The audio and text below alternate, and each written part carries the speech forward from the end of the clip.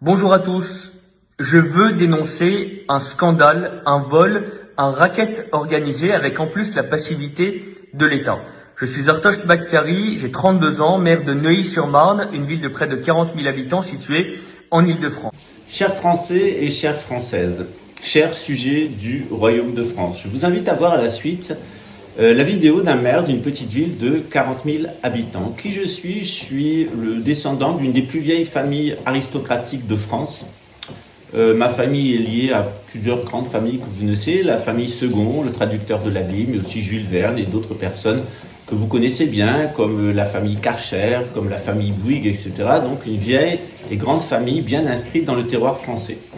Actuellement, je vis au Brésil où j'ai demandé et reçu l'asile politique. Alors je vais vous expliquer pourquoi et quel est le lien avec ce maire. Depuis l'âge de 14 ans, j'ai dénoncé ce qu'on appelle maintenant la pédocratie à la française, c'est-à-dire que dans l'école où j'étais, dans la commune où j'étais, il y avait des activités pédophiles et qu'elles étaient couvertes par les renseignements généraux. D'autre part, il y avait du narcotrafic et que ce narcotrafic permettait d'alimenter des réseaux de corruption à l'intérieur de la République, en particulier de la police, de l'armée, de la pénitentiaire et de la justice, et qu'il y avait des assassinats politiques. Alors aujourd'hui, ce maire que vous allez voir à la suite, il vient pleurer en disant que c'est un racket de la République, que la République laisse faire un racket par des groupes financiers producteurs d'énergie de sa commune de 40 000 habitants. Je vais quand même lui rappeler qu'il n'est pas français, il n'a pas une goutte de sang français dans ses veines, il vit dans mon pays et il contribue à une organisation criminelle qui s'appelle la République française. Cette organisation criminelle a dépouillé l'Église catholique de ses biens. C'est ce qu'on appelle la séparation des églises et de l'État. Cette République française a dépouillé la noblesse de ses biens pour acheter nos paysans. Ils trouvent absolument ça normal. Ils doivent fêter très certainement la séparation de l'Église et l'État et la Révolution de 1789 et trouver ça normal. Lui, le fils d'étranger qui n'a pas une goutte de sang français et qui participe de la République pédocratique des narcotrafiquants assassins. J'ai souffert de plusieurs tentatives d'assassinat. J'ai été haut fonctionnaire en France, notamment au CNRS, dans une caisse de sécurité sociale. J'ai aussi été chef du personnel dans une clinique privée. Et j'ai dû abandonner ma carrière professionnelle, j'ai dû abandonner mon pays. L'État luxembourgeois, avec la complicité de l'État français, a assassiné mon mari qui devait témoigner dans une affaire de terrorisme qui mettait en cause la gendarmerie luxembourgeoise et le président de la Commission européenne, l'ancien président Jean-Claude Juncker. C'est ce qu'on appelle l'affaire des Baumleier. Mon mari a été assassiné. La sécurité intérieure luxembourgeoise qui a organisé cet assassinat avec un assassin polonais, le propre frère de mon mari, eh bien, les Luxembourgeois ont essayé de me mettre ce meurtre sur le dos. D'abord au premier degré, ça n'a pas fonctionné. Ensuite de l'avoir commandité, ça n'a pas fonctionné. Et la sécurité intérieure maintenant prétendait auprès des autorités brésiliennes que j'aurais des pouvoirs magiques et que j'étais arrivé à suggestionner les policiers d'assassiner mon propre mari. Voilà, donc bienvenue dans le délire psychiatrique qui est assez courant des pédophiles et des gens qui prennent de la drogue, parce que c'est ce dont il s'agit, c'est un groupe de pédocriminels et de narcotrafiquants et de consommateurs au sein de la police, de l'armée, de la justice, etc. et de la sécurité intérieure à Luxembourg. Donc pour moi, de voir ce fils d'étranger qui est devenu maire, qui contribue à la République, se plaindre que maintenant les mêmes soient en train de racketter les 40 000 habitants de sa ville, avec une écharpe tricolore derrière, je trouve que c'est très ironique. C'est très ironique parce qu'il est venu en France très certainement pour des raisons économiques, lui et ses ancêtres, et pas des raisons politiques. En tout cas, les raisons politiques qui les ont amenés en France l'ont amené à soutenir la République criminelle des pédophiles et des trafiquants de drogue et des assassins. Et qu'il trouvait tout à fait normal de dépouiller l'Église et de déchristianiser mon pays au nom de la laïcité. Il trouvait tout à fait normal de détruire la noblesse et de nous dépouiller au nom des droits de l'homme. Eh bien, aujourd'hui, ce sont les mêmes qui ont dépouillé l'Église et qui ont dépouillé la noblesse, qui sont en train de dépouiller l'intégralité de ses administrés et des habitants de sa commune. Et maintenant, ils ne trouvent pas ça normal. Alors je vais quand même lui dire une chose.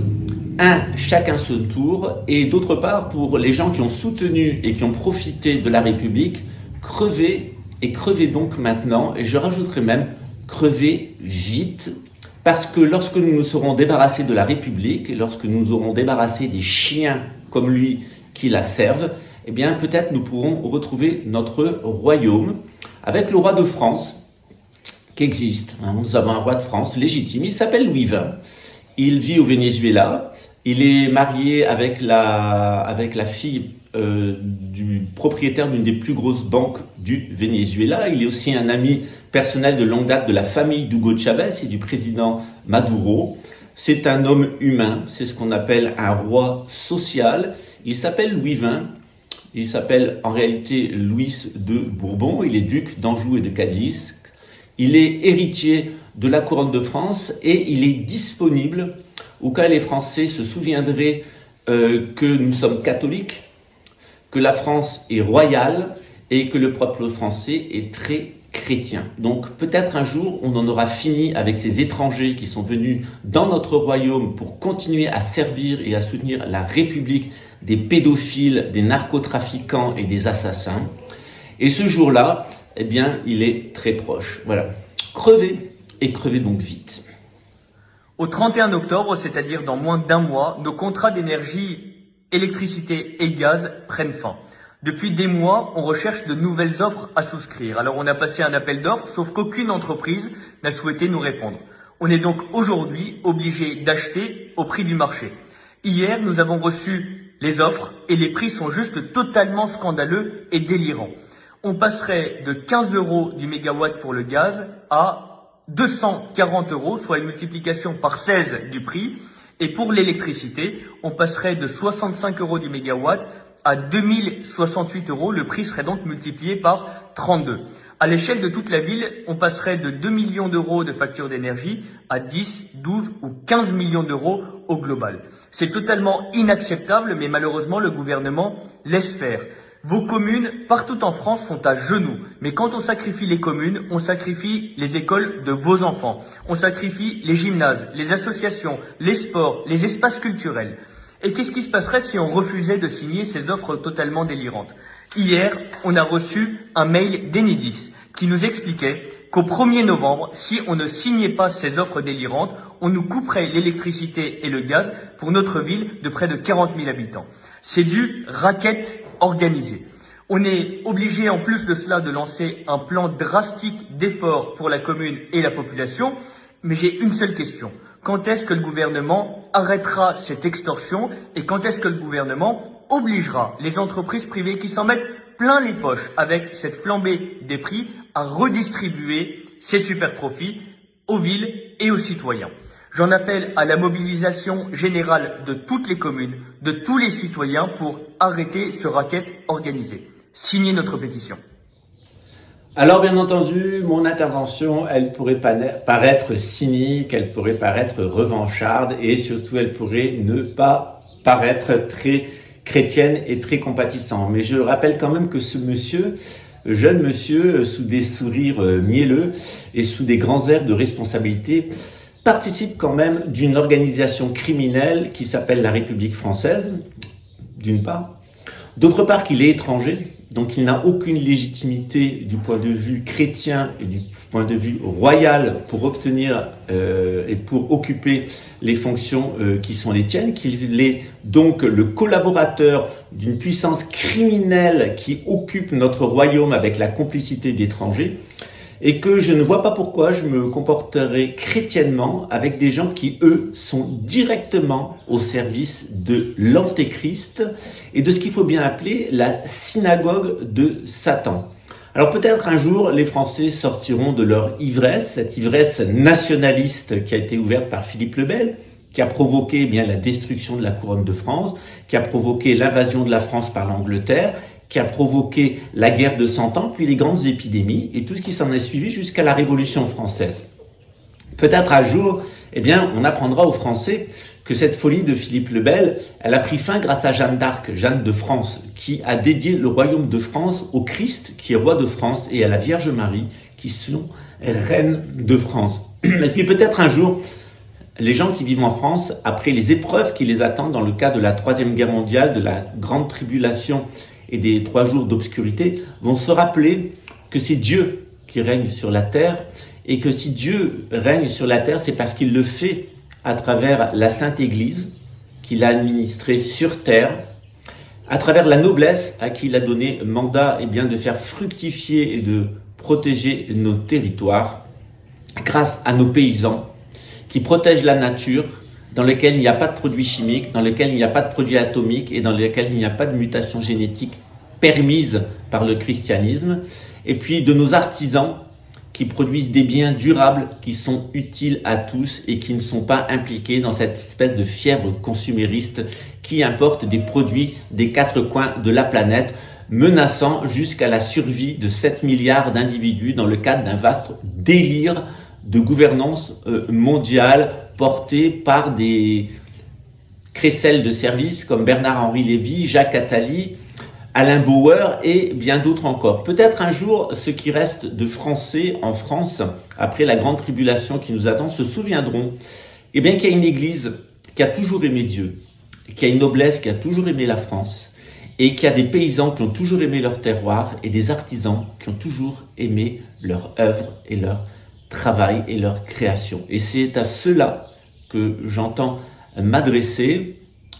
Nous reviendrons, le roi reviendra, l'Église reviendra.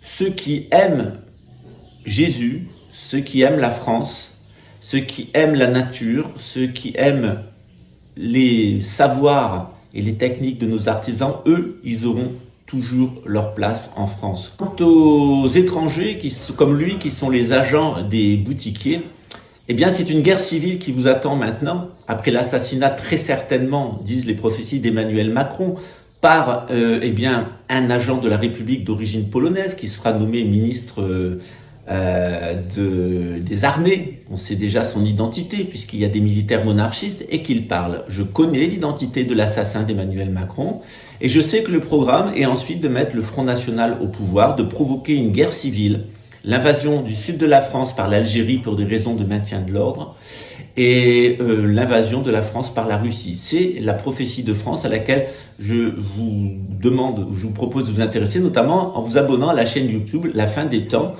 puisque nous sommes un groupe de Bretons, nous sommes un groupe de chrétiens, un groupe de monarchistes, à soutenir notre famille royale et à soutenir l'Église catholique telle qu'elle n'aurait jamais dû cesser d'être, traditionnelle, à soutenir le christianisme, à soutenir nos paysans et à soutenir nos artisans.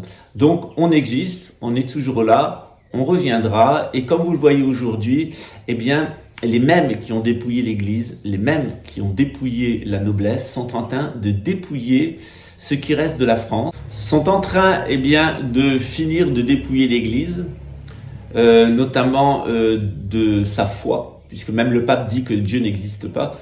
On finit de dépouiller la noblesse, bien entendu tout ça maintenant appartient aux banques, sont en train de finir de dépouiller le peuple français avec une dette colossale, ont ruiné nos paysans, dont plusieurs se suicident chaque jour, ont ruiné nos artisans, ont détruit notre industrie et qui maintenant sont en train d'anéantir ce qui reste de la France au service d'une folie mondialiste. Alors on existe toujours, on est toujours là, on a un roi, il s'appelle Louis XX, il sera le grand monarque, on a un grand pape qui nous attend et il sera sans doute luxembourgeois.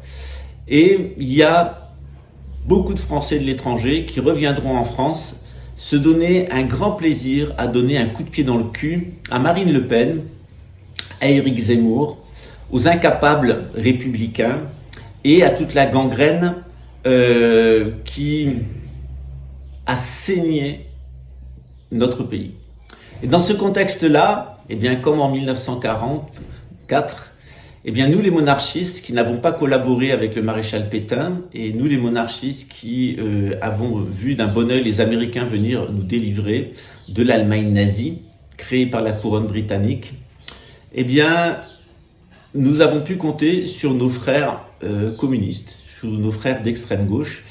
Et dans les années à venir, c'est une grande union entre nous, les monarchistes sociaux et le roi de France et cette gauche française qui n'a jamais trahi la France, qui a toujours été du côté de la résistance, qu'on vous proposera une nouvelle solution pour la France. Cette solution, elle viendra avec le retour de roi fin 2026 et on aura une proposition politique pour la France dès le printemps de 2027. On vit les dernières heures de la République, elle est en train de se saborder elle-même Et je vous invite d'autant plus à vous intéresser à notre roi, à vous intéresser à nous et à vous intéresser à la très belle prophétie de France. À très bientôt. Républicains, crevez. Crevez donc maintenant et crevez vite.